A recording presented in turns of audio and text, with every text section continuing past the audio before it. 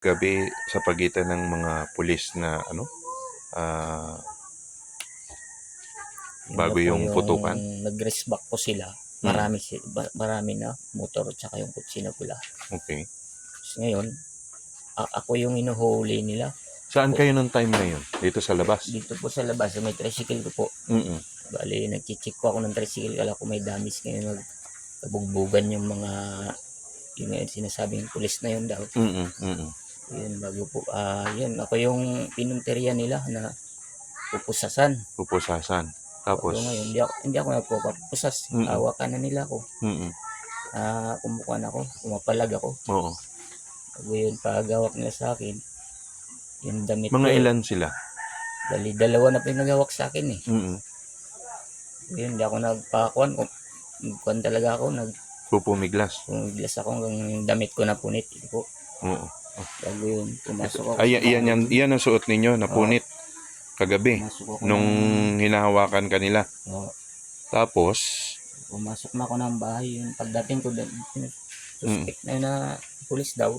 Hindi, pero doon pinadapa ka pa sa labas? Oo, pinadapa ako. Pinadapa ka tapos hindi pa rin ako pakalit. Ang sabi ng mga tinutukan daw ako ng baril dito sa likod. Yun, sabay, buti na lang, wala rin po na. Sinaktan ka ba nila? Sipa lang po dito, sa baywang. Sa baywang? Sipa kang, ilang beses ka sinipa? Dalawa. Okay. Tapos, binitiwan ka, pumasok sila dito sa bahay? Oo.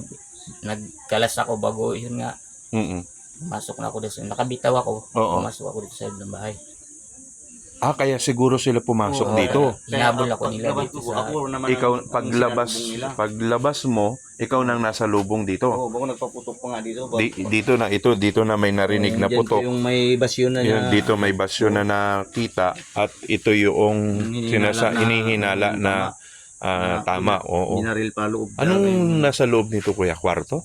Oo, kwarto rin. Kwarto din. Hindi, rin. Pero wala talagang nakitang mga ninanap namin yung bala sa loob. Wala namang tinamaan. Kasi itong bayaw ko, hindi ko pala nakita na nakapasok kay hinalo ng asawa niya. Kaya galing ako sa kusina. Kaya paglabas ko ako hang naharap. Oo. So kaya pala, nakapasok ka dito, kaya sinundan ka nila dito sa loob ng bahay.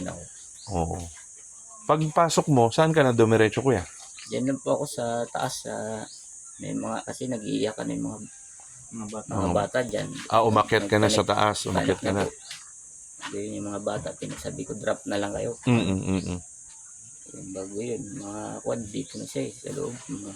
Mga ilang segundo lang, ilang minuto lang yun pagpasok nila dito, tapos nagkaputukan na. Putukan na sa labas, saka kami iniwanan dito. Oo. Lumabas yung isa na yun dito.